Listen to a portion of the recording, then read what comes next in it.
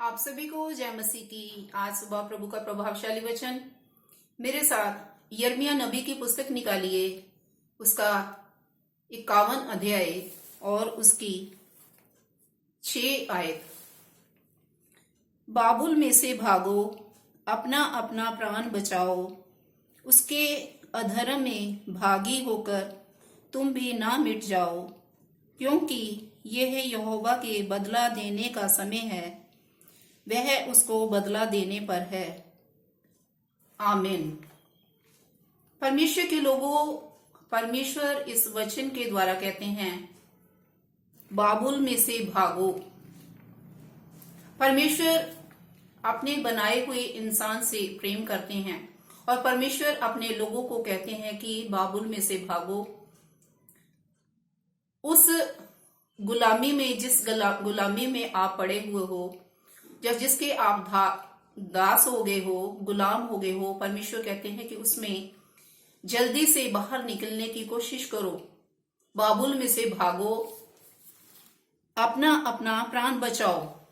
और यदि तुम उस गुलामी में से, उस पाप में से, उस अधर्म में से निकलने में जल्दी ना करोगे तो तुम अपना प्राण खो दोगे।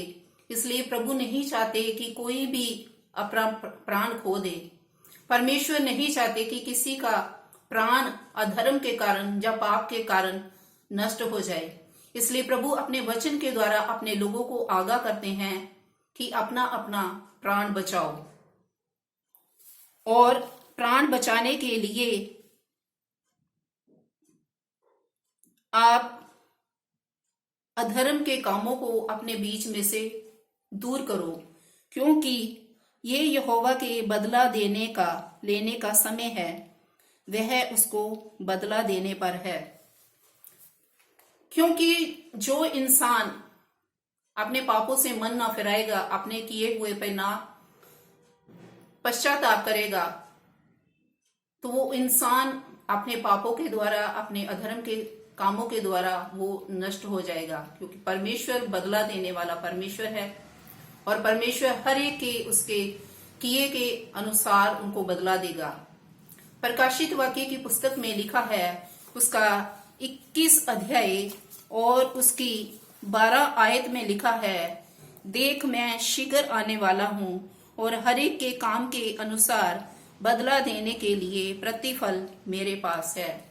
वो परमेश्वर अब जल्दी ही आने वाला परमेश्वर है और परमेश्वर अपने कहे हुए को जरूर पूरा करता है, क्योंकि परमेश्वर के मुख से निकला हुआ वचन कभी भी झूठा नहीं ठहरता।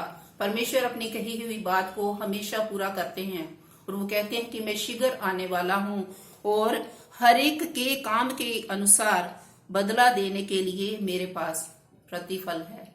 वो परमेश्वर जो बुरा काम करते हैं उसका प्रतिफल परमेश्वर के पास है और जो भला काम करते हैं उसका भी प्रतिफल परमेश्वर के पास है।